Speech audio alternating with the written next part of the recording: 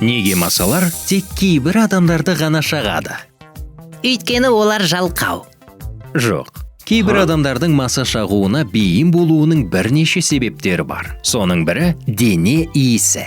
Біздің терімізде өмір сүретін миллиондаған бактериялар әртүрлі газдарды шығарады. Бұл газдар біздің дене иісімізді қалыптастырады. Кейбір иістер масаларды тартады.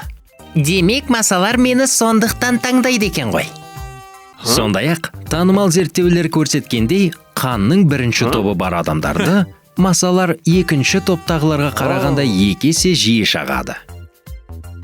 Жаттығулар да масаларды тартуы мүмкін. Физикалық белсенділік кезінде біз көбірек көмір қышқыл газын жылу мен терді бөлетінімізбен байланысты. Масалар бұл көмір қышқыл газын және жылуды анықтай алады. Сондай-ақ олар біздің теріміздегі әртүрлі заттарды, мысалы сүт қышқылын сезе алады. Бұл бізді шағу үшін тартымдырақ етеді.